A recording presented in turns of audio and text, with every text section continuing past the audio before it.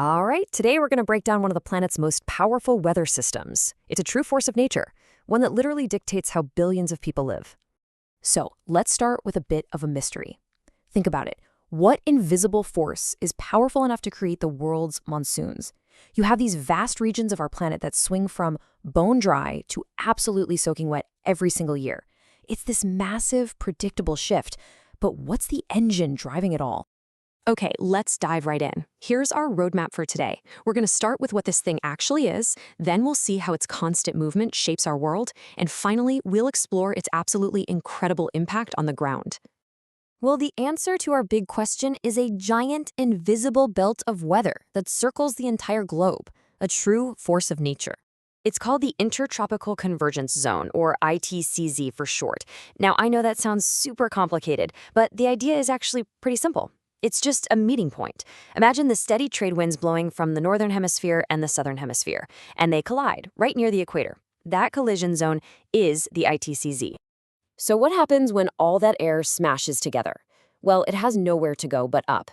And as all that warm, moist air rises, it starts to cool down and condense, forming this massive, planet-circling band of clouds and thunderstorms. This is exactly what makes the ITCZ the planet's ultimate rainmaker. But here's the really cool part. This belt isn't just stuck in one place. No, it's constantly on the move, chasing its primary energy source, the sun. And that movement is what turns it into this dynamic, planet-shaping force. You see, the real key to the ITCZ's power is its movement. Because our Earth is tilted on its axis, the spot on the surface getting the most direct, intense heat from the sun isn't always the equator.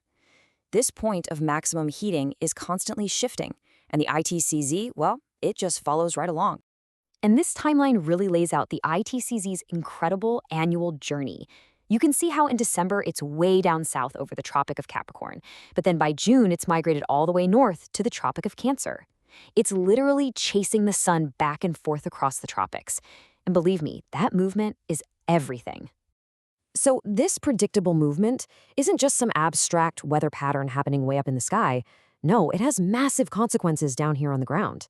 In fact, it's the very engine that creates the world-famous Indian monsoon. As the ITCZ creeps north in June and July, following the sun's most intense heat, it settles right over northern India. And when it does that, it creates this intense zone of low pressure, sometimes called the monsoon trough, that acts like a giant atmospheric vacuum cleaner. And this process right here is the key that unlocks the whole monsoon. That low-pressure vacuum starts pulling in all this warm, moisture-packed wind from way out in the southern Indian Ocean. As those winds cross the equator, the Earth's spin gives them a little twist to the right, and bam, they arrive in India not from the southeast, but as the famous, rain-drenched southwest monsoon. Okay, to see just how dramatically this moving rain belt can shape a country's climate, let's head over to West Africa. We're going to look at two cities in Nigeria, and you'll see their climates are worlds apart, all because of the ITCZ's journey. So let's compare two cities, Lagos, right there on the coast, and Kano, 500 miles inland to the north. As you can see, the difference is just stark. Lagos gets over 68 inches of rain and has two separate wet seasons. Kano gets less than half of that with just one short one. So what gives? It all comes down to the movement of the ITCZ. This chart just drives the point home, doesn't it? I mean, look at that huge spike in rainfall for Lagos in June. It gets drenched for months. Now look at Kano. Its rainy season is way shorter, less intense, and peaks later in August.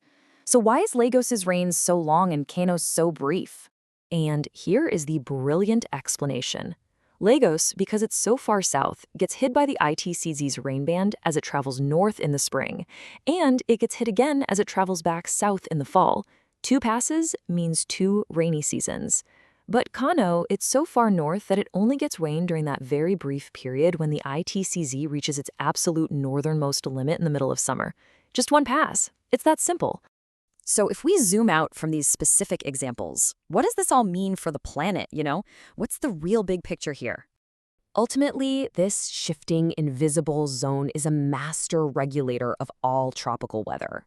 Its annual north-south migration dictates the entire rhythm of life for billions of people, from the food they can grow to the water they drink.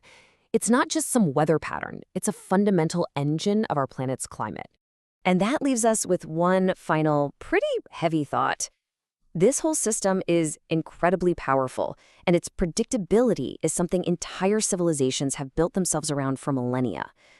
But in a rapidly changing world, what happens if this engine starts to act differently? Its future stability is, without a doubt, a critical question for all of us.